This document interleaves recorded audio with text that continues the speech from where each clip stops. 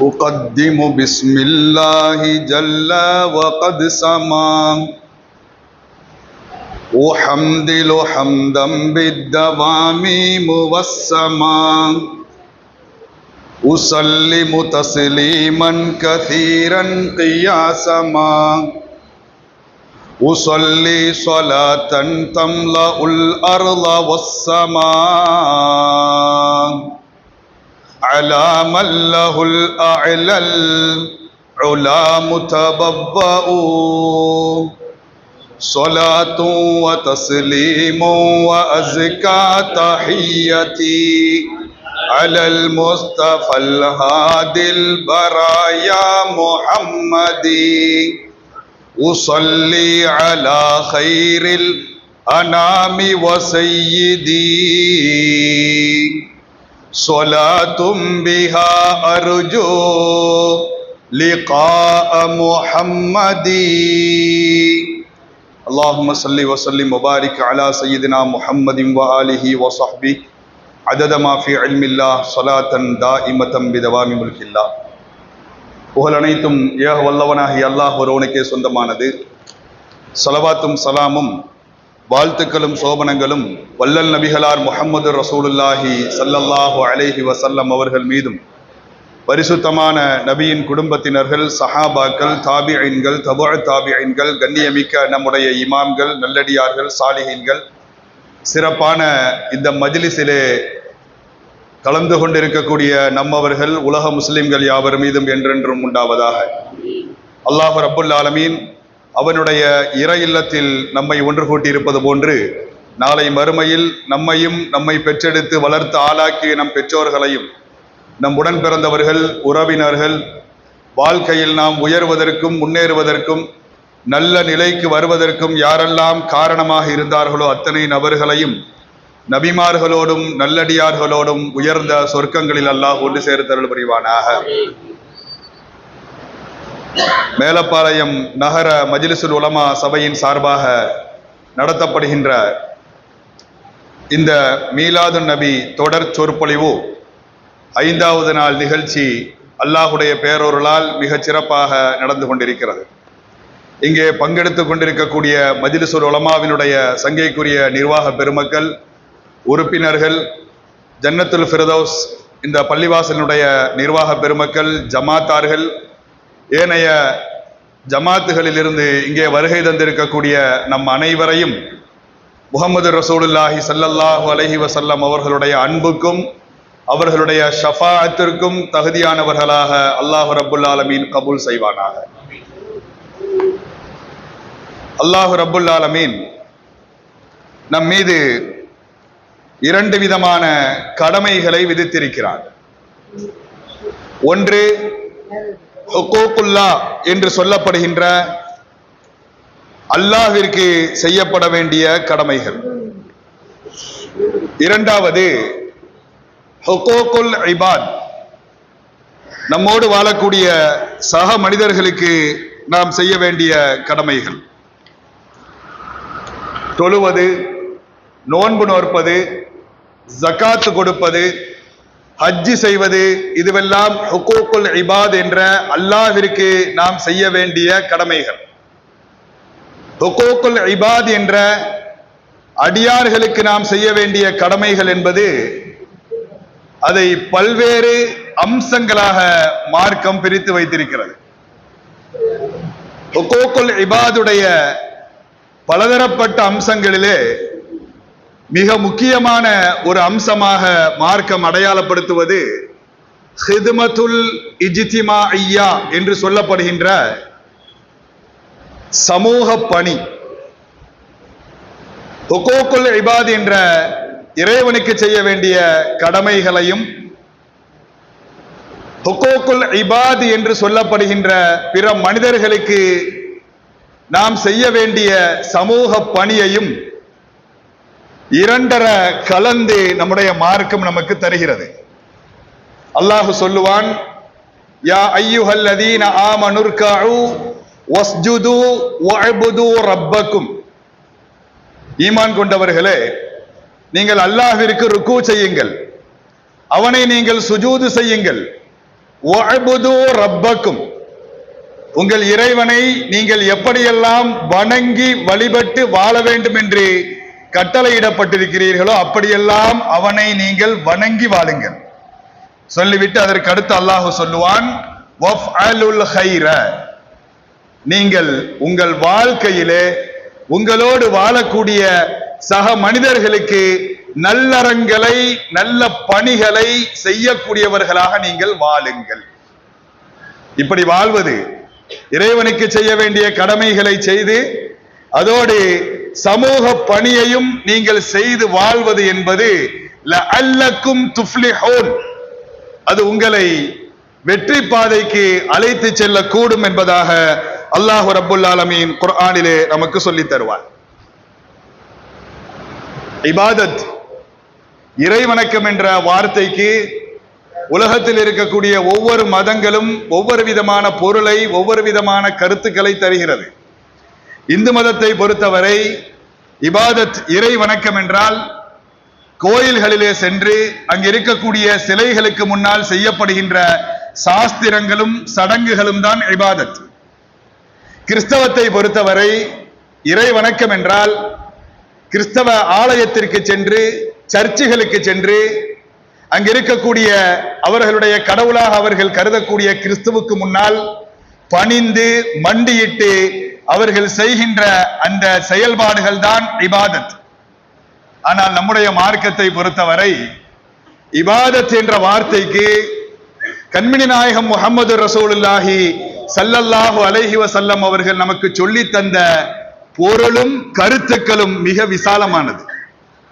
பாதையிலே நடந்து செல்கிறோம், நாம் செல்லக்கூடிய பாதையிலே, தெருவிலே அல்லது ரோட்டிலே மக்களுக்கு இடையூறு தரும் விதத்தில் ஏதாவது கிடந்தால் அதை அகற்றி மக்கள் செல்வதற்கான போக்குவரத்துக்கான அந்த வழிகளை நாம் சரியாக ஏற்படுத்தி தருவதை இபாதத் என்று சொல்கிறார்கள் முஹம்மது ரசூலுல்லாஹி ஸல்லல்லாஹு அலைஹி வஸல்லம். கவலைப்பட்ட ஒருவருடைய கவலையை போக்கும் விதத்தில் அவருக்கு ஆறுதல் சொல்லுவதை இபாதத் என்று சொல்லித் தருகிறார்கள். விதவைகளுக்காக வேண்டியும் சமூகத்தில் இருக்கக்கூடிய ஏழைகளுக்காக வேண்டியும் ஆதரவாக பாடுபடுவதை இபாதத் என்று சொல்கிறார்கள். உடல்நிலை சரியில்லாத ஒருவரை சென்று நலம் விசாரிப்பதை இபாதத் என்று ரசூலுல்லாஹி ஸல்லல்லாஹு அலைஹி வஸல்லம் அவர்கள் சொல்லித் தருகிறார்கள். சண்டையிட்டுக் கொண்ட இருவருக்கு மத்தியிலே, இரண்டு தனிநபர்களாக இருந்தாலும் இரண்டு குடும்பங்களாக இருந்தாலும் சண்டையிட்டுக் கொண்டவர்களுக்கு இடையிலே சென்று சமாதானத்தை ஏற்படுத்துவதை இபாதத் என்று சொல்லுகிறார்கள். இவை எல்லாவற்றையும் கடந்து நாம் ரோட்டிலே செல்லுகின்ற பொழுது ஒரு அட்ரஸை நம்மிடத்திலே ஒருவர் காட்டி இந்த இடத்திற்கு எப்படி செல்ல வேண்டும் என்று வழியை அவர் கேட்டு இப்படித்தான் நீங்கள் செல்ல வேண்டும் என்று அவருக்கான அந்த அட்ரஸை, அந்த முகவரியை அவருக்கு நாம் சரியாக காட்டி தருவதும் கூட இபாதத் என்று அடையாளப்படுத்துகிறார்கள் முஹம்மது ரசூலுல்லாஹி ஸல்லல்லாஹு அலைஹி வஸல்லம். நபி அவர்கள் நமக்கு கற்றுத்தந்த இபாதத் என்பது இது போன்று பள்ளிவாசல்களுடைய 4 சுவர்களுக்குள்ளே அடைபட்டு கிடக்கக்கூடிய ஒரு விஷயம் அல்ல. சமூகத்திலே மக்களோடு நாம் சேர்ந்து வாழுகின்ற பொழுது சமூகத்தினுடைய நன்மையை கருதி, சமூகத்தினுடைய முன்னேற்றத்தை கருதி, பிற மக்களுடைய நலனை நம்முடைய உள்ளத்திலே ஏந்தி பொதுநல சிந்தனையோடு நாம் செய்கின்ற எல்லா செயல்பாடுகளையும் இபாதத் என்கிறார்கள் முஹம்மது ரசூலுல்லாஹி ஸல்லல்லாஹு அலைஹி வஸல்லம். அது மட்டுமல்ல, இதையும் கடந்து சொல்லுவார்கள், சில நேரங்களிலே பள்ளிவாசல்களுடைய 4 சுவருக்கு உள்ளே இருந்து நாம் செய்யக்கூடிய இபாதத்துகளை விட பள்ளிவாசலுக்கு வெளியே சமூகத்திற்காக வேண்டி நாம் செய்யக்கூடிய சில செயல்கள் அல்லாஹ்விடத்திலே நம்முடைய அந்தஸ்தை உயர்த்திவிடும். மிக பிரபலமான ஒரு செய்தி சஹீஹுல் புகாரியிலே பதிவு செய்யப்படுகிறது. ரசூலுல்லாஹி ஸல்லல்லாஹு அலைஹி வஸல்லம் அவர்கள் சொல்வார்கள், ஒரு மனிதர் வீட்டிலிருந்து தொழுகைக்காக வேண்டி பள்ளிவாசலுக்கு சென்று கொண்டிருக்கிறார். செல்லக்கூடிய வழியிலே, மக்கள் நடமாடக்கூடிய பாதையிலே ஒரு மரத்தினுடைய கிளை முறிந்து போக்குவரத்துக்கு இடையூறாக அது பாதையின் குறுக்கே கிடக்கிறது. பள்ளிவாசலுக்கு தொழுகைக்காக வேண்டி சென்று கொண்டிருந்த அந்த மனிதர் கோடாரியை எடுத்து வந்து கீழே விழுந்து கிடந்த அந்த கிளையை வெட்டி அதை ஓரமாக போட்டு அந்த பாதையை மக்கள் புழங்குவதற்கு தோதுவாக அதை சரி செய்து விடுகிறார். சரி செய்து விட்டு இவர் பள்ளிவாசலுக்கு செல்கிறார். அங்கே வணக்கங்கள் முடிந்து விட்டது. தொழுகை என்று வைத்துக் கொள்வோம், ஜமாத் என்று வைத்துக் கொள்வோம். ஜமாத் முடிந்து விட்டது. அங்கு நிறைவேற்றப்படுகின்ற இபாதத் முற்று பெற்று விட்டது. இப்போது ரசூலுல்லாஹி ஸல்லல்லாஹு அலைஹி வஸல்லம் அவர்கள் அந்த மனிதரை குறித்து சொல்லுகிறார்கள், ஷக்கரல்லாஹு லஹு வ கஃபர துனூபஹு. அவர் செய்த இந்த செயலுக்காக வேண்டி அல்லாஹ் அவருக்கு நன்றி பாராட்டினார். அவருடைய பாவங்களை அல்லாஹ் மன்னித்தார். ஹதீஸ் கலையினுடைய பெருமக்கள் சொல்லுவார்கள், பள்ளிவாசல்களுடைய சுவருக்கு உள்ளே இருந்து நாம் செய்யக்கூடிய செயல்பாடுகளை விட பள்ளிவாசலுக்கு வெளியே நம்மோடு வாழக்கூடிய பிற மனிதர்களுடைய நலனுக்காக வேண்டி பொதுநல கண்ணோட்டத்தோடு சமூக பணி என்ற கண்ணோட்டத்தோடு நாம் செய்யக்கூடிய சில செயல்கள் இங்கு இருந்தால் நமக்கு கிடைக்கின்ற நன்மைகளை விட, இங்கு இருந்தால் நமக்கு அல்லாஹ் தருகின்ற தரஜாக்களை விட உயர்ந்த தரஜாக்களை அவைகள் பெற்று தந்துவிடும் என்று சொல்வார். இதே சஹீஹுல் புகாரியிலே ஹதீஸ் பதிவு செய்யப்படுகிறது. அபூ ஹுரைரா ரலியல்லாஹு அன்ஹு அவர்கள் அறிவிப்பார்கள், அஸ்ஸாஇ அலல் அர்மலதி வல் மசாகீன். இந்த உம்மத்திலே இருக்கக்கூடிய, சமுதாயத்திலே இருக்கக்கூடிய ஏழைகளுக்காக வேண்டியும் கணவனை இழந்த விதவை பெண்களுக்காக வேண்டியும் எவர்கள் பாடுபடுகிறார்களோ அவர்கள், நபி அவர்கள் சொல்லுகிறார்கள், கல் முஜாஹிதி ஃபீ சபீலில்லாஹ், ஆயுதங்களை ஏந்தி கொண்டு அல்லாஹ்விற்காக வேண்டி யுத்த களங்களிலே எதிரிகளை எதிர்த்து சண்டையிடுகின்ற முஜாஹிதுகள் என்று சொல்லப்படுகின்ற போராளிகளுக்கு நிகரானவர்கள், போராளிகளை போன்றவர்கள். அதோடு நிறுத்தவில்லை, இரவு முழுவதும் நின்று வணங்கியவர்களை போன்றவர்கள், பகலெல்லாம் நின்று பகலெல்லாம் நோன்பு வைத்தவர்களை போன்றவர்கள் என்பார்கள் முஹம்மது ரசூலுல்லாஹி ஸல்லல்லாஹு அலைஹி வஸல்லம் அவர்கள். ஆக பள்ளிவாசலுக்கு உள்ளே நாம் செய்யக்கூடிய இபாதத்துகளை, செயல்களை விட சமூக அக்கறையோடு மக்களுக்காக வேண்டி நாம் செய்யக்கூடிய சில செயல்பாடுகள் அல்லாஹ்விடத்திலே நம்முடைய அந்தஸ்தை உயர்த்தி தந்துவிடும். தொழுது விட்டு, நோன்பு நோற்று விட்டு, ஹஜ்ஜி செய்து விட்டு, தான் உண்டு தன்னுடைய கடமை உண்டு என்று வாழக்கூடிய வாழ்க்கை ஒரு முஸ்லிமுடைய வாழ்க்கையே இல்லை என்கிறார்கள் முஹம்மது ரசூலுல்லாஹி ஸல்லல்லாஹு அலைஹி வஸல்லம். மார்க்கம் என்றால் என்னவென்று கேட்கப்பட்ட போது அத்தீனு அன்-நஸீஹா என்று பதில் சொல்கிறார். எல்லோரும் நன்றாக இருக்க வேண்டும் என்று விரும்புவதும் அதற்காக முயற்சிப்பதும் தான் மார்க்கம் என்கிறார்கள் முஹம்மது ரசூலுல்லாஹி ஸல்லல்லாஹு அலைஹி வஸல்லம். இன்னும் தெளிவாக சொல்ல வேண்டுமானால், மனிதர்களிலேயே சிறந்தவர்கள் யார்? மனிதர்களில் சிறந்தவர்கள் யார்? கல்வி அறிவு பெற்றவர்களா? செல்வத்திலே, பொருளாதாரத்திலே பெரிய அளவிலே வளம் படைத்தவர்களா? பெரிய பதவி பொறுப்புகளிலே தங்களை ஈடுபடுத்திக் கொள்ளக்கூடியவர்களா? மனிதர்களிலே சிறந்தவர்கள் யார்? மனிதர்களுடைய உயிரை காப்பாற்றக்கூடிய மருத்துவர்களா? அல்லது மனிதர்கள் தங்களுடைய செயல்பாடுகளை இலகுவாக செய்து கொள்வதற்கான சாதனங்களை உருவாக்கி தரக்கூடிய விஞ்ஞானிகளா? அல்லது எல்லா நேரமும் பள்ளிவாசலிலேயே கிடந்து, பள்ளிவாசலே கதி என்று இங்கேயே கிடந்து இறை வணக்கத்திலேயே தங்களை முழுக்க முழுக்க ஈடுபடுத்திக் கொள்ளக்கூடிய இபாதத்தாளிகளா? யார் மனிதர்களில் சிறந்தவர்கள்? இந்த கேள்வி ரசூலுல்லாஹி ஸல்லல்லாஹு அலைஹி வஸல்லம் இடத்திலே கேட்கப்படுகிறது. சுஇல ரசூலுல்லாஹி ஸல்லல்லாஹு அலைஹி வஸல்லம் அய்யுன்னாசி கைருன், மனிதர்களில் சிறந்தவர் யார் என்று நபியிடத்திலே இதே கேள்வி கேட்கப்பட்டது. அப்போது ரசூலுல்லாஹி ஸல்லல்லாஹு அலைஹி வஸல்லம் அவர்கள் சொல்கிறார்கள், தபரானியிலே இந்த ஹதீஸ் பதிவு செய்யப்படுகிறது, கைருன் நாசி அன்ஃபஅஹும் லின்னாஸ். மனிதர்களில் சிறந்தவர்கள் யார் தெரியுமா? யார் தன்னோடு வாழக்கூடிய சக மனிதர்களுக்கு பயனளித்து வாழ்கிறார்களோ அவர்கள்தான் மனிதர்களிலே சிறந்தவர்கள் என்கிறார்கள் முஹம்மது ரசூலுல்லாஹி ஸல்லல்லாஹு அலைஹி வஸல்லம். நாம் மட்டும் வாழ்ந்தால் போதாது, நம்மோடு இருப்பவர்களும் வாழ வேண்டும். நாம் மட்டும் முன்னேறினால் போதாது, நம் சமுதாயமும் முன்னேற வேண்டும் என்ற சிந்தனையிலே முயற்சிப்பதுதான் சமுதாய பணி.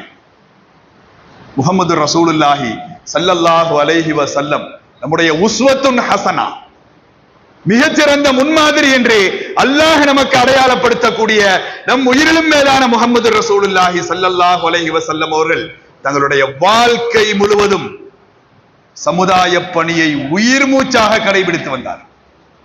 உயிர் மூச்சாக கடைபிடித்து வந்தார்கள். சமூகத்தினுடைய மேன்மைக்காக வேண்டி, சமூகத்தினுடைய முன்னேற்றத்திற்காக வேண்டி எந்த இடங்களிலெல்லாம் பணியாற்ற வேண்டுமோ அத்தனை இடங்களிலும் முழுமையாக பணியாற்றி இருக்கிறார்கள் முஹம்மது ரசூலுல்லாஹ். ஒரு சமுதாயத்தினுடைய முன்னேற்றத்திற்கு என்ன தேவை? கல்வி தேவை. அதற்காக அவர்கள் பணியாற்றி இருக்கிறார்கள். ஒரு சமுதாயத்தினுடைய முன்னேற்றத்திற்கு என்ன தேவை? ஒரு நல்ல வறுமை ஒழிப்பு திட்டம் தேவை. அதற்காக அவர்கள் களமாடி இருக்கிறார்கள், சமூக பணி செய்திருக்கிறார்கள். ஒரு சமுதாயத்தினுடைய முன்னேற்றத்திற்கு மேன்மைக்கு என்ன தேவை? ஒரு நல்ல அரசியல் அதிகாரம் தேவை. அதற்காக அவர்கள் சமூக பணி செய்திருக்கிறார்கள். ஒரு சமுதாயத்தினுடைய முன்னேற்றத்திற்கு, உலக வாழ்க்கையினுடைய வெற்றிக்கு, மறுமையினுடைய வெற்றிக்கு என்ன தேவை? தக்குவா என்ற இறையச்சம் உள்ள தலைமுறை தேவை. அதை உருவாக்குவதற்காக வேண்டி ரசூலுல்லாஹி ஸல்லல்லாஹு அலைஹி வஸல்லம் அவர்கள் சமூக தளத்தில் நின்று களமாடி இருக்கிறார்கள், பணி செய்திருக்கிறார்கள். சொல்லுவார்கள் குர்ஆனுடைய விரிவுரை, இந்த உம்மத் எதிலெல்லாம் மேன்மை அடைந்திருக்கிறதோ, எதிலெல்லாம் உயர்ந்தடைந்திருக்கிறதோ அது அத்தனைக்கு பின்பும் அல்லாஹ்வுடைய தூதர் முஹம்மது ஸல்லல்லாஹு அலைஹி வஸல்லம் அவர்களுடைய தியாகங்களும் அவர்களுடைய பணிகளும் நிரப்பமாக இருக்கிறது. ஒவ்வொரு விஷயத்தையும் தனித்தனியாக பேச வேண்டுமானால் அது தனிப்பை மாறி போய்விடும். ஒரு சமூகத்தினுடைய மேன்மை எதிலெல்லாம் இருக்கிறது? கல்வியில் இருக்கிறது, பொருளாதாரத்தில் இருக்கிறது, சமூக ஒற்றுமையில் இருக்கிறது. ரசூலுல்லாஹி ஸல்லல்லாஹு அலைஹி வஸல்லம் அவர்கள் மதீனாவிற்கு வந்ததற்கு பின்பு அவர்கள் செய்த முதல் சமுதாய பணி எது தெரியுமா? அந்த மதீனாவிலே நூற்றாண்டு காலமாக ஒருவருக்கொருவர் பகைமை பாராட்டி வந்த மதீனாவினுடைய பூர்வீக குடிகளான இரண்டு சமூகங்கள் இருந்தது, அவுஸ் ஹஸ்ரஜ் என்று. மதீனாவிற்குள் காலடி எடுத்து வைத்ததும் நபி அவர்கள் செய்த முதல் பணி அந்த இரண்டு சமூகங்களுக்கு மத்தியிலே ஒற்றுமையை ஏற்படுத்தினார்கள். மனங்களுக்கு இடையிலே நல்ல பிணைப்பை ஏற்படுத்துவதை விட ஒரு சிறந்த சமூக பணி வேறு எதுவும் இருக்க முடியாது. இந்த மார்க்கத்திற்கான அடித்தளத்தை அந்த ஒற்றுமையை ஏற்படுத்திய சமூக பணியிலிருந்து தான் நபி அவர்கள் துவக்கினார்கள். இன்றைக்கு அல்லாஹ் இந்த சமூகத்தை பாதுகாக்க வேண்டும், மார்க்கத்தை வளர்ப்பதற்கான அடித்தளமாக அவுஸ் ஹஸ்ரஜினுடைய ஒற்றுமையை நபி அவர்கள் ஏற்படுத்தினார்கள். மார்க்கத்தை வளர்ப்பதற்கான அடித்தளமாக முஹாஜிர்களுக்கும் அன்சாரிகளுக்கும் மத்தியிலே உஹ்வத்துல் இஸ்லாம் என்ற இஸ்லாமிய சகோதரத்துவத்தை நபி அவர்கள் ஏற்படுத்தினார்கள். இன்றைக்கு சமூகத்தை பார்க்கிறோம், அல்லாஹ் பாதுகாக்க வேண்டும். அந்த மார்க்கத்தை கொண்டே இன்றைக்கு தீனை பிளந்து கொண்டிருக்கிறார். தீனை கொண்டு இந்த மார்க்கம் இன்றைக்கு பிளக்கப்படுகிறது. அல்லாஹ் இந்த சமூகத்தை பாதுகாக்க வேண்டும், நிச்சயமாக பாதுகாப்பான். எத்தனை குழப்பவாதிகள் இந்த மண்ணிலே வந்தாலும் தோன்றினாலும் அவர்கள் ஒரு கட்டத்தில் காணாமல் போவார்கள். இன்ஷா அல்லாஹ் அப்படிப்பட்ட ஒரு சூழலை இந்த உம்மத்து நிச்சயமாக சந்திக்கும் என்பதிலே எந்த விதமான மாற்று கருத்தும் இல்லை. வாழ்நாள் முழுவதும் சமூக பணி செய்தார்கள் முஹம்மது ரசூலுல்லாஹி ஸல்லல்லாஹு அலைஹி வஸல்லம். 63 ஆண்டுகள் அவர்கள் வாழ்ந்தார்கள். 63 ஆண்டு கால வாழ்க்கையிலே 23 ஆண்டுகள் நுபுவத்துடைய வாழ்க்கை, நபித்துவ வாழ்க்கை. அந்த 23 ஆண்டுகளை கழித்து விட்டால் 40 ஆண்டுகள் மக்காவிலே ஒரு சாதாரண மனிதராக அவர்கள் வாழ்ந்தார்கள். அந்த காலங்களில் கூட அவர்கள் நுபுவத்தை பெறுவதற்கு முந்தைய அந்த காலங்களில் கூட அவர்கள் மக்களுக்கான சமூக பணிகளை உயிர் மூச்சாக முன்னெடுத்து செய்யக்கூடியவர்களாக இருந்தார்கள். வாய்மையாளராக அவர்கள் வாழ்ந்தார்கள். மக்களுடைய நம்பகத்தன்மைக்கு சொந்தக்காரராக இருந்தார்கள். நீதிமிக்கவராக வாழ்ந்தார்கள். பிரச்சனை என்று யார் வந்தாலும் அவர்களுக்காக வேண்டி குரல் கொடுக்கக்கூடியவர்களாக வாழ்ந்தார்கள், நபித்துவத்திற்கு முந்தைய வாழ்விலும் கூட. எனவேதான் மக்காவினுடைய மக்கள் நபி அவர்களை அல் அமீன் என்று அழைத்தார்கள், சாதிக் என்று அழைத்தார்கள். அந்த காலத்திலும் கூட சமூக பணியை அவர்கள் உயிர் மூச்சாக செய்தார்கள். அல்லாமா இப்னு கதீர் ரஹ்மஹுல்லாஹ் நபித்துவத்திற்கு முன்பு நபி அவர்கள் செய்த சமூக பணிகளை குறித்து பட்டியலிடுகின்ற பொழுது ஒரு வரலாற்றை குறிப்பிடுகிறார்கள். தன்னுடைய சீரத்து இப்னு கதீர் என்ற நூலிலே இமாம் இப்னு கதீர் ரஹ்மத்துல்லாஹி அவர்கள் சொல்கிறார்கள், இன்ன ரஜுலன் மின் ஜுபைதி கதிம மக்கா பி பிலாஅ, யமன் என்ற நாட்டிலிருந்து ஜுபைதி என்ற ஒரு கோத்திரத்தை சார்ந்த ஒரு மனிதர் தன்னுடைய வியாபார சாமான்களை எல்லாம் எடுத்துக்கொண்டு மக்காவிற்கு வருகை தருகிறார். அப்போது மக்காவிலே ஒரு மோசமான ஆசிபுன் வாயில் என்று சொல்லப்படுகின்ற பிற மனிதர்களுடைய உரிமைகளை பறிக்கக்கூடிய ரவுடியிசம் செய்யக்கூடிய ஆசிபுன் வாயில் என்று ஒருவன் மக்காவிலே இருந்தார். இந்த சுபைதி கோத்திரத்தை சார்ந்த யமனிலிருந்து வியாபாரத்திற்காக வந்திருந்த இந்த மனிதரிடத்திலே ஆசிபுன் வாயில் என்ற அந்த மக்காவினுடைய ரவுடி என்று சொல்லலாம், அவன் சில பொருட்களை வாங்குகிறான். வாங்கிவிட்டு அதற்கு பணம் தர மறுக்கிறான். அதிகமான பொருட்களை வாங்கிவிட்டான், அவர் பணம் கேட்கிறார், பணம் கொடுப்பதற்கு மறுக்கிறான். அவருக்கு என்ன செய்வது என்று தெரியவில்லை. காபாவிற்கு வருகிறார். அங்கே குறைஷி குலத்தினுடைய முக்கியமான தலைவர்கள் எல்லாம் அமர்ந்திருக்கிறார்கள். அவர்களிடத்திலே வந்து தனக்கு இழைக்கப்பட்ட அந்த அநீதியை அவர் முறையிடுகிறார். இமாம் இப்னு கதீர் ரஹ்மத்துல்லாஹி அவர்கள் எழுதுகிறார்கள், ஃபலம் யுஈனுஹு லிமகானத்தில் ஆசி ஃபீஹிம், அவர் வந்து தனக்கு இழைக்கப்பட்ட அநீதியை மக்காவினுடைய அந்த தலைவர்களிடத்திலே முறையிட்ட போது அவர்களில் ஒருவர் கூட அவருக்கு உதவி செய்வதற்கு முன்வரவில்லை. காரணம், ஆசிபுன் வாயில் அவன் மிக மோசமானவன்.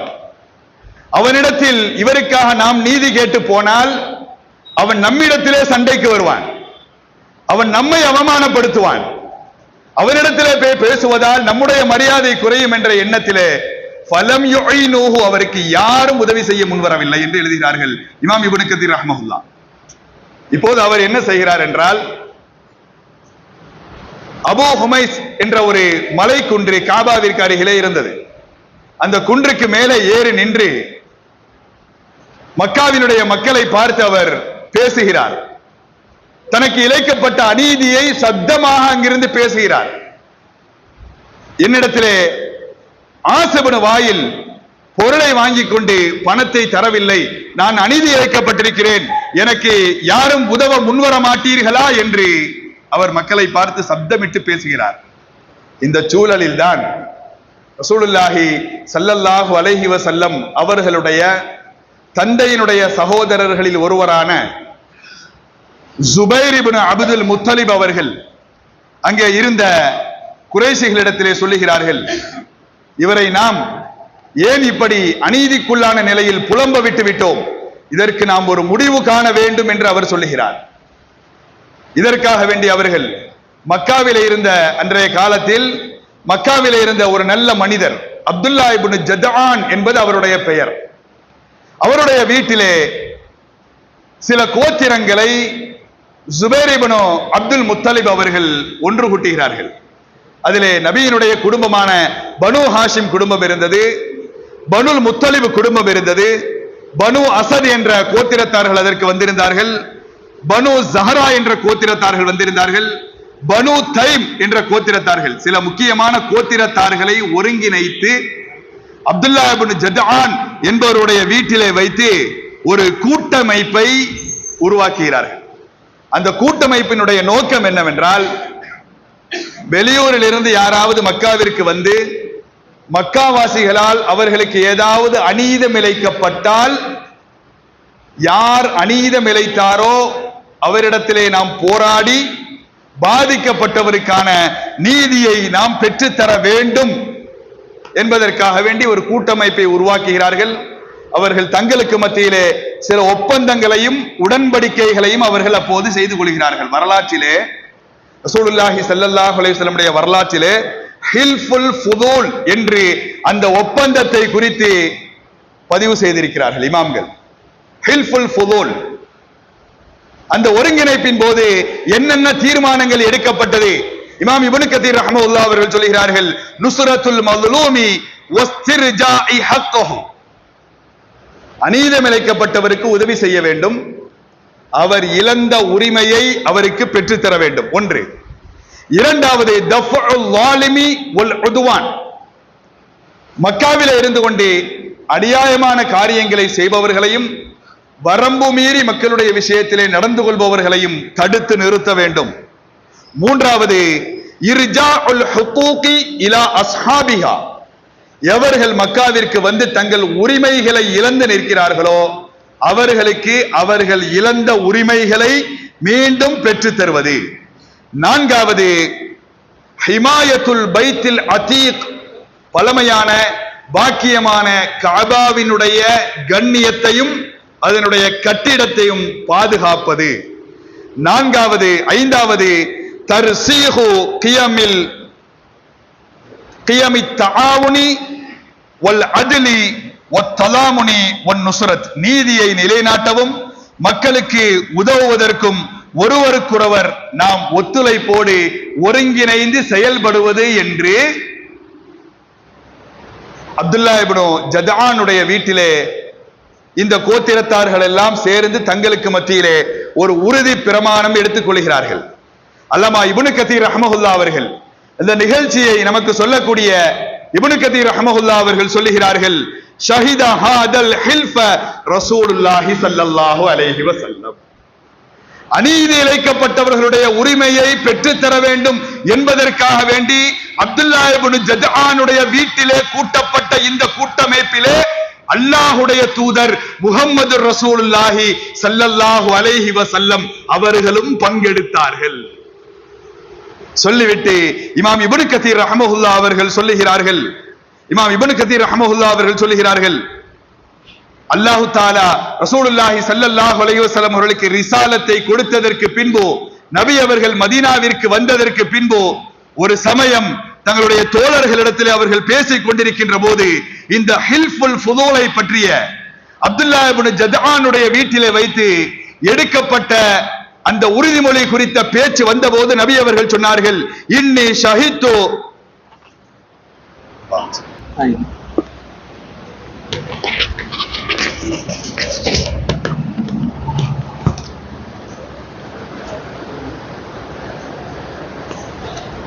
மதீனாவிலே வைத்து சஹாபாக்களோடு பேசிக் கொண்டிருக்கின்ற போது நபி அவர்கள் சொல்கிறார்கள், இன்னி ஷஹித்து ஃபீ தாரி அப்துல்லா இப்னு ஜத்ஆன் ஹில்ஃபன், அப்துல்லா இப்னு ஜத்ஆனுடைய வீட்டிலே நடைபெற்ற ஹில்ஃபுல் ஃபுதூல் என்ற அந்த ஒப்பந்தத்தில் நானும் கலந்து கொண்டேன் என்று சொல்லிவிட்டு அதற்கு அடுத்து ரசூலுல்லாஹி ஸல்லல்லாஹு அலைஹி வஸல்லம் அவர்கள் சொல்கிறார்கள், வலவ் உதுஆ பிஹி ஃபில் இஸ்லாமில் அஜப்து, ஒரு காரியத்திற்காக வேண்டி இப்போது என்னை அவர்கள் அழைத்தாலும் நான் அங்கு செல்வேன் என்கிறார்கள் முஹம்மது ரசூலுல்லாஹி ஸல்லல்லாஹு அலைஹி வஸல்லம். இந்த ஹில்ஃபுல் ஃபுதூல் என்ற இந்த ஒப்பந்தம் இது எப்போது எந்த காலகட்டத்தில் நடைபெற்றது என்பது குறித்து தாரீഖீன்கள், வரலாற்று ஆசிரியர்கள், இமாம் ஸஹபி ரஹ்மஹுல்லாஹ் போன்றவர்கள் சொல்லுகிறார்கள், இந்த சம்பவம் நடைபெற்றது முஹம்மது ரசூலுல்லாஹி ஸல்லல்லாஹு அலைஹி வஸல்லம் அவர்கள் மக்காவிலிருந்து மதீனாவிற்கு ஹிஜ்ரத் செய்வதற்கு 33 ஆண்டுகளுக்கு முன்னால் இது நடைபெற்றது. நாம் கவனிக்க வேண்டும், 33 ஆண்டுகளுக்கு முன்னால் நடைபெற்றது. 53வது வயதிலே நபி அவர்கள் மக்காவிலிருந்து மதீனாவிற்கு ஹிஜ்ரத் செய்தார்கள். அதிலிருந்து 33 வருடங்களை நாம் கழித்து பார்த்தால் இந்த சமூக பணியிலே நபி அவர்கள் தன்னை ஈடுபடுத்திய போது அவர்களுடைய வயது வெறும் 20. அவர்கள் ஆசிபுன வாயிலிடத்திலே சென்றார்கள். அந்த யமனுடைய மனிதர் இழந்த உரிமையை அவனிடமிருந்து பெற்று தந்தார்கள் என்று வரலாறு சொல்லுகிறார். நபித்துவத்திற்கு முன்பிருந்தே அவர்கள் சமூக பணியிலே தங்களை ஈடுபடுத்தினார்கள். எந்த அளவுக்கு என்று சொன்னால் ஏராளமான விஷயங்களை அல்லாமா இப்னு கதீர் ரஹ்மஹுல்லாஹ் அவர்கள் பிதாயா வன் நிஹாயா போன்ற நூல்களிலே நுபுவத்திற்கு முன்பு நபி அவர்கள் செய்த ஏராளமான சமூக பணிகளை குறித்து பேசுகிறார்கள். உதவி தேடி யாராவது அவர்களுக்கு முன்னால் வந்து நின்றால், பிரச்சனை என்று சொல்லி யாராவது நபி அவர்களுக்கு முன்னால் வந்து நின்றால் அதை தீர்க்காமல் அவர்களுக்கு உதவாமல் நபி அவர்கள் அமைதி பெறவே மாட்டார்கள் என்பார்கள் சஹாபாக்கள். ஜாபிர் ரலியல்லாஹு அன்ஹு என்று ஒரு சஹாபி, அவருடைய தந்தை அப்துல்லா உஹது போரிலே அவர் ஷஹீதாக்கப்படுகிறார். உஹது போரிலே அவர் ஷஹீதாக்கப்படுகிறார். இறந்து போன அப்துல்லாவிற்கு ஏராளமான கடன்கள், அது மட்டுமல்ல 9 பெண் பிள்ளைகள், திருமணமாகாத 9 பெண் குமர்கள் அவருக்கு இருந்தது. ஒரே ஒரு ஆண்மகன், அவர்தான் ஜாபிர். ஜாபிர் ரொம்ப வருத்தத்தில் இருந்தார். ஜாபிர் ரலியல்லாஹு அன்ஹு ஏராளமான கடன்கள் ஒரு பக்கம், இன்னொரு பக்கம் 9 சகோதரிகள் இருக்கிறார்கள், அவர்களை கரை சேர்க்க வேண்டும். கவலையோடு இருக்கிறார் ஜாபிர். பார்க்கும் நேரமெல்லாம் ஒரு தடவை ரசூலுல்லாஹி ஸல்லல்லாஹு அலைஹி வஸல்லம் அவர்கள் கவலையோடு இருக்கக்கூடிய, நபியினுடைய ஒரு குணம் இது, கவலையோடு இருக்கக்கூடிய யாரை அவர்கள் பார்த்தாலும் அதற்கான காரணத்தை விசாரிக்காமல் அவர்கள் செல்ல மாட்டார்கள்.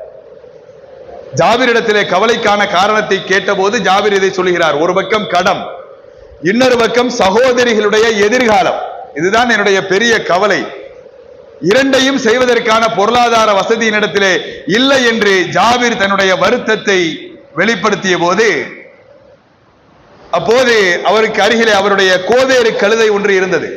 ரசூலுல்லாஹி ஸல்லல்லாஹு அலைஹி வஸல்லம் அவர்கள் ஜாபிரிடத்திலே கேட்கிறார்கள், இந்த கோவேறு கழுதையை நீங்கள் விற்பதாக இருந்தால் எவ்வளவு விலைக்கு விற்பீர்கள் என்று கேட்கிறார்கள்.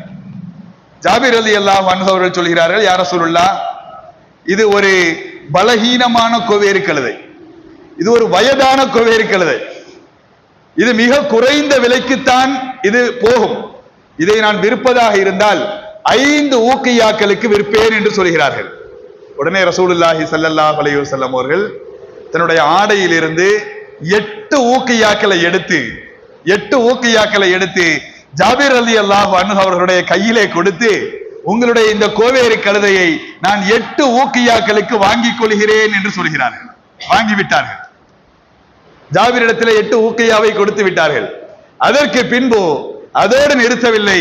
ஜாபிரே, இப்போது இந்த கோவேறு கழுதையை உங்களுக்கு நான் ஹிபத்தாக தருகிறேன், அன்பளிப்பாக தருகிறேன் என்று சொல்கிறார். ஹிபத்தாக தருகிறேன். பணமாக ஆரம்பத்திலே கொடுத்திருந்தால் ஒருவேளை ஜாபிர் அதை மறுக்கலாம் என்ற எண்ணத்திலே அதை ஒரு வியாபார ரீதியிலே 8 ஊக்கியாவை கொடுத்துவிட்டு அதற்கு பின்பு அந்த கோவேறு கழுதையையும் ஹிபத்தாக அன்பளிப்பாக கொடுத்தார்கள் முஹம்மது ரசூலுல்லாஹி ஸல்லல்லாஹு அலைஹி வஸல்லம். உதவி என்று, சிரமம் என்று யார் வந்தாலும் அவர்களிடத்தில் எது இருக்கிறதோ அதை கொண்டு உதவி செய்வார்கள். அவர்களிடத்தில் எதுவும் இல்லை என்றால் யாரின் மூலமாக அந்த காரியம் நடக்குமோ அவரின் மூலமாக அந்த காரியத்தை நடத்துவதற்கான முயற்சிகளை செய்வார்கள். மதீனாவிலே ஒரு அனாதை வாலிபர் இருந்தார். அவருக்கும் நீண்ட நெடிய நிகழ்ச்சி இது. அவருக்கும் அபூ லுபாபா என்ற ஒரு நபித்தோழருக்கும் இடையிலே ஒரு பேரீச்ச மரத்தினுடைய விஷயத்திலே பிரச்சனை வருகிறது. அந்த பிரச்சனை நபியினுடைய சபைக்கு வருகிறது. விசாரித்து பார்க்கிறார்கள். நியாயமாக அந்த பேரீச்ச மரம் அபூ லுபாபாவிற்கு தான் சேர வேண்டும். தீர்ப்பு சொல்லுகிறார்கள் நபி அவர்கள். இந்த தீர்ப்பை கேட்டதும் அந்த அனாதை வாலிபர் கண்ணீர் வடித்து அழுகிறார். அவர் உடலால் பலகீனமானவர், உழைப்பதற்கான உடல் தகுதியை பெறாதவர். அவர் அதிலிருந்து வரக்கூடிய கனிகளை, அதிலிருந்து வரக்கூடிய சின்ன வருமானத்தை கொண்டுதான் அவருடைய வாழ்வாதாரம் ஓடிக்கொண்டிருந்தது. அது அவருக்கு இல்லை என்று நபி அவர்களால் தீர்ப்பு சொல்ல போட்ட போது தேம்பி தேம்பி அழுகிறார். ரசூலுல்லாஹி ஸல்லல்லாஹு அலைஹி வஸல்லம் அவர்கள் இதை பார்த்து அப்படியே உருகி போனார்கள், உடைந்து போனார்கள். அபூ லுபாபாவிடத்திலே சொன்னார்கள், அபூ லுபாபா அவர்களே, உங்களுக்கு தான் ஏராளமான தோட்டங்கள் இருக்கிறது, ஒரே ஒரு பேரீச்ச மரம் தானே, இந்த அனாதை வாலிபருக்காக வேண்டி, உழைக்க முடியாத இவருக்காக வேண்டி இதை நீங்கள் விட்டு தரக்கூடாதா என்று கேட்கிறார்கள். அபூ லுபாபா மறுக்கிறார். ரசூலுல்லாஹி ஸல்லல்லாஹு அலைஹி வஸல்லம் அவர்கள் அபூ லுபாபாவிடத்திலே சொல்லுகிறார்கள், அபூ லுபாபாவே, அந்த ஒரு மரத்தை இந்த அனாதை வாலிபருக்காக வேண்டி நீங்கள் விட்டு தந்தால் சொர்க்கத்திலே ஒரு தோட்டத்தை அல்லாஹ்விடத்திலே உங்களுக்கு நான் பெற்று தருகிறேன் என்று சொல்கிறார்கள். சொர்க்கத்திலே ஒரு தோட்டத்தை நான் பெற்று தருகிறேன். அபூ லுபாபா அப்போதுதான் இஸ்லாத்திற்கு புதிதாக வந்தவர். அதனுடைய மகத்துவம் என்ன, நபியினுடைய வார்த்தையினுடைய கணம் என்ன என்பது அப்போது அவருக்கு புரியவில்லை. இல்லை, என்னால் தர முடியாது என்று அவர் மறுத்து விடுகிறார். அப்போது அந்த சபையில இருந்த இன்னொரு அருமையான சஹாபி அபூ தஹ்தஹா ரலியல்லாஹு அன்ஹு அவர்கள் அபூ லுபாபாவிடத்திலே வருகிறார்கள். அபூ லுபாபாவிடத்திலே வந்து சொல்கிறார்கள், எனக்கு மதீனாவினுடைய வெளிப்பகுதியிலே ஒரு பெரிய தோட்டம் இருக்கிறது, அந்த தோட்டத்தை அப்படியே நான் உங்களுக்கு எழுதி தருகிறேன், இந்த ஒரு மரத்தை நீங்கள் எனக்கு எழுதி தர வேண்டும். ஒரு மரத்திற்கு ஒரு தோட்டமே கிடைக்கிறது என்ற எண்ணத்தில் அவர் அந்த தோட்டத்தை பெற்றுக்கொண்டு இந்த ஒரு மரத்தை அபூத்தஹ்தஹா ரலியல்லாஹு அன்ஹு அவர்களிடத்திலே ஒப்படைக்கிறார். அந்த ஒரு மரத்தை தனக்கு சொந்தமாக்கி அபூத்தஹ்தஹா ரலியல்லாஹு அன்ஹு அவர்கள் ரசூலுல்லாஹி ஸல்லல்லாஹு அலைஹி வஸல்லம் அவர்களிடத்திலே வந்து, யா ரசூலுல்லாஹ், அந்த மரம் இப்போது என்னுடைய பொறுப்பிலே இருக்கிறது, நீங்கள் அபூ லுபாபாவிற்கு ஒரு வாக்குறுதி கொடுத்தீர்கள் அல்லவா, அந்த ஒரு மரத்தை இந்த அனாதை வாலிபருக்கு நீங்கள் தந்தால் சொர்க்கத்திலே உங்களுக்கு ஒரு சோலையை நான் வாங்கி தருவேன் என்று வாக்குறுதி சொன்னீர்கள் அல்லவா, நான் அந்த மரத்தை அபூ லுபாபாவிற்கு தருகிறேன், எனக்கு அந்த வாக்குறுதி கிடைக்குமா என்று கேட்கிறார். ரசூலுல்லாஹி ஸல்லல்லாஹு அலைஹி வஸல்லம் அவர்கள் உங்களுக்கும் அது உண்டு என்கிறார்கள். அபூத்தஹ்தஹா அந்த மரத்தை அந்த அனாதை வாலிபருக்கு ஒப்படைத்தார். அதை பெற்றதற்கு பின்பு அவருடைய முகத்திலே ஒரு மலர்ச்சி வந்தது. அந்த மலர்ச்சியை பார்த்து முஹம்மது ரசூலுல்லாஹி ஸல்லல்லாஹு அலைஹி வஸல்லம் முகம் மலர்ந்தது என்பதாக வரலாற்றில் எழுதுகிறார். கவலையோடு கண்ணீரோடு யார் வந்தாலும் அவர்களுடைய கவலையை சிரமத்தை போக்காமல் நபி அவர்களால் நிம்மதியாக இருக்க முடியாது.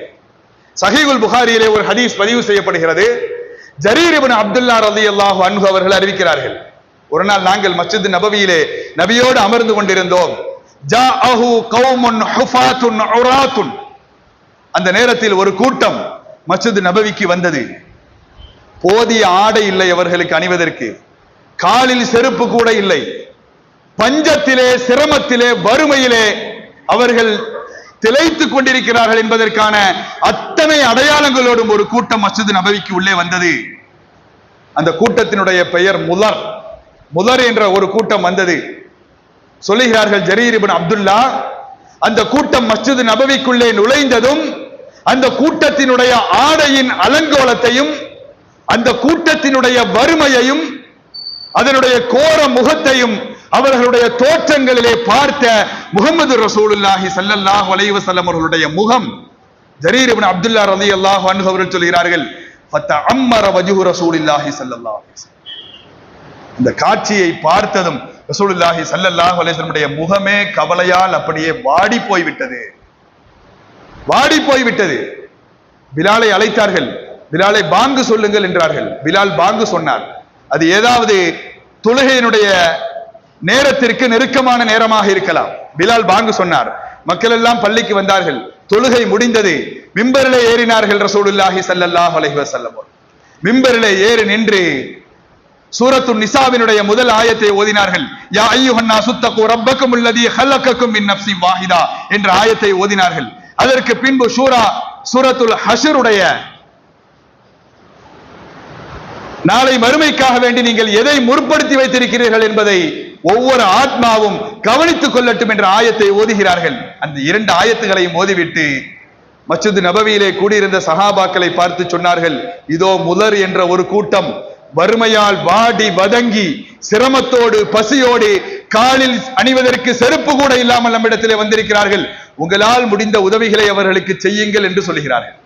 சொல்லிவிட்டு கடைசியாக சொன்னார்கள், மிக பிரபலமான ஹதீஸ், சதக்காவை பற்றிய பயான்களிலே அதிகமாக நாம் கேட்ட ஹதீஸ், அந்த ஹதீஸை அந்த நேரத்தில் மிம்பரில் நின்று கொண்டுதான் நபி அவர்கள் சொல்கிறார்கள், இந்த கூட்டத்திற்கு நீங்கள் உதவி செய்யுங்கள் என்று சொல்லிவிட்டு, உங்களால் பெரிய உதவிகளை செய்ய முடியாவிட்டாலும் இத்தகுன்னார வலவு பிஷக்கி தமரத், உங்களிடத்தில் பெரிதாக எதுவும் இல்லை, ஒரே ஒரு பேரித்தம்பளம் தான் இருக்கிறது என்றால் அதில் ஒரு துண்டையாவது கொடுத்து இவர்களுக்கு நீங்கள் உதவி செய்து அந்த உதவியின் மூலமாக நரகத்தில் இருந்து உங்களை நீங்கள் காத்துக் கொள்ளுங்கள் என்று சொல்கிறார்கள்.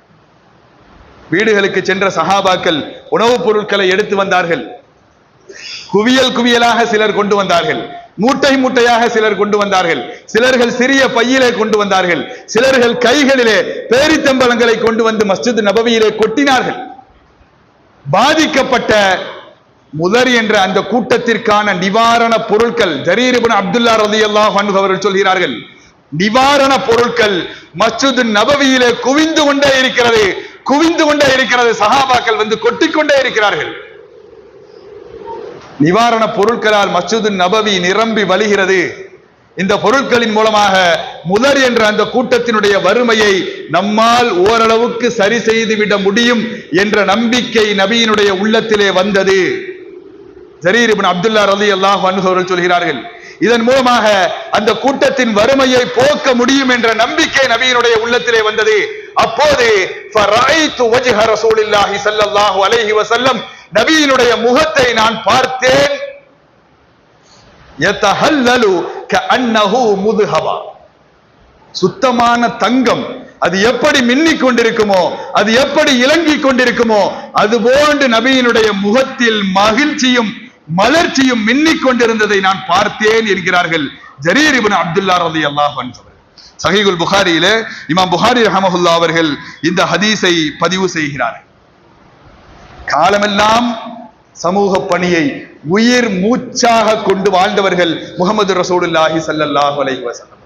நபி அவர்கள் நமக்கு கற்றுத்தந்த மிக உன்னதமான வாழ்வியல் பண்புகளிலே ஒன்று, நம்மோடு வாழக்கூடிய சக மனிதர்களையும் நாம் கவனித்து நம்முடைய செயல்பாடுகளை அமைத்துக் கொள்ள வேண்டும்.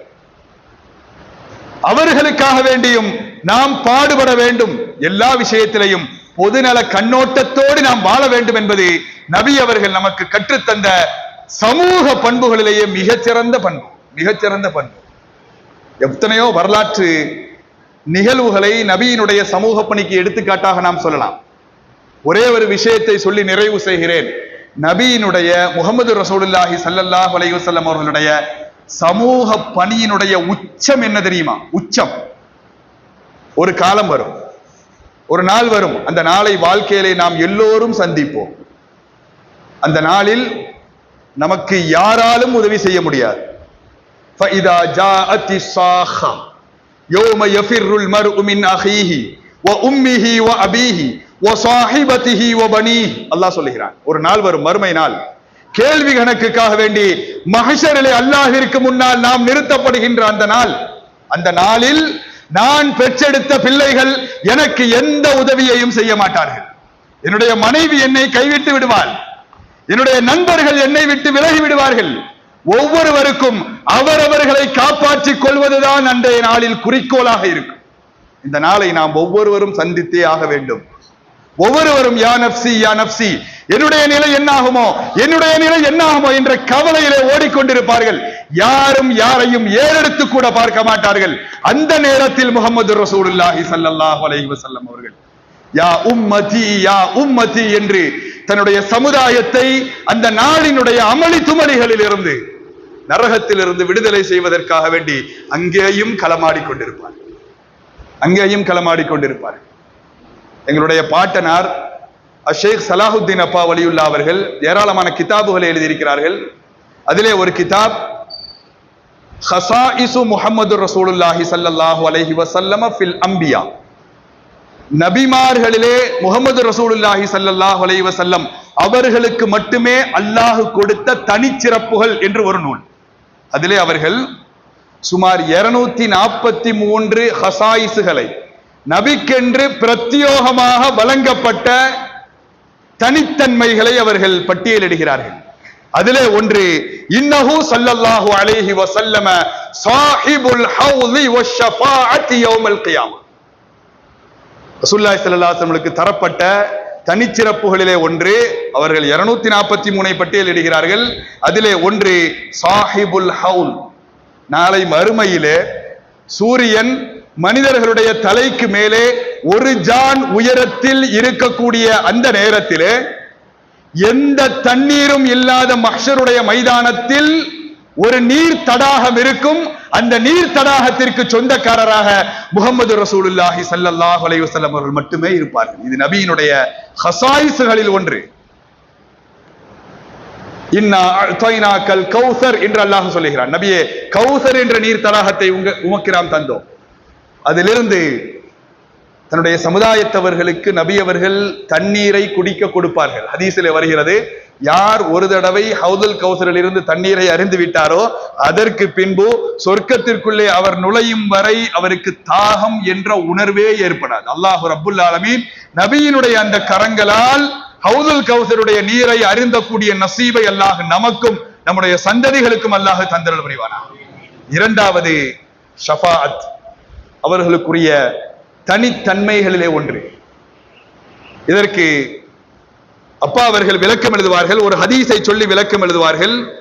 இன்ன லிகுல்லி நபியின் தஅவத்துன், இந்த உலகத்திலே அல்லாஹ் ரப்பல் ஆலமீன் ஒவ்வொரு நபிமார்களுக்கும் என்று ஒரு அற்புத துஆ ஒன்றை கொடுத்திருந்தான். ஒரு பிரத்யோகமான பிரார்த்தனை, ஒரே ஒரு பிரார்த்தனை, அது அவர்களுக்கு மறுக்கப்படவே செய்யாது.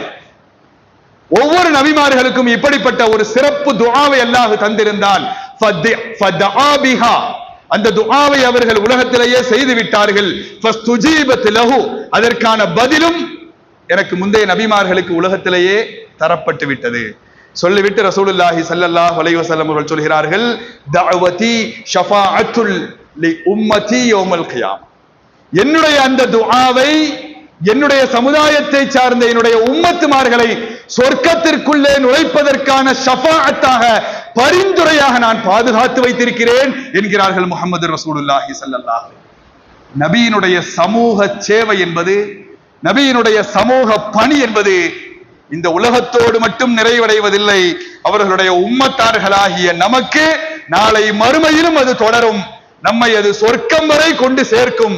இது நபியினுடைய சமூக பணியினுடைய உச்சம். ரசூலுல்லாஹி ஸல்லல்லாஹு அலைஹி வஸல்லம் அவர்களை பற்றி பேசுகிறோம், அவர்களுடைய குணங்களை பற்றி நினைவு கூறுகிறோம். இந்த நேரங்களில் நாம் கேட்கக்கூடிய அவர்களுடைய அந்த குணங்களையும் அவர்களுடைய அந்த பண்புகளையும் வெறுமனே கேட்டுவிட்டு செல்லாமல் நம்முடைய உள்ளத்திலே அதை ஏந்தி நம்முடைய செயல்பாடுகளின் மூலமாக அதை நாம் பிரதிபலிக்க வேண்டும்.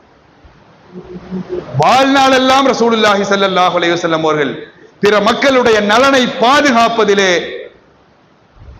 பெருத்த அக்கறையோடு அவர்கள் செயல்பட்டார்கள்.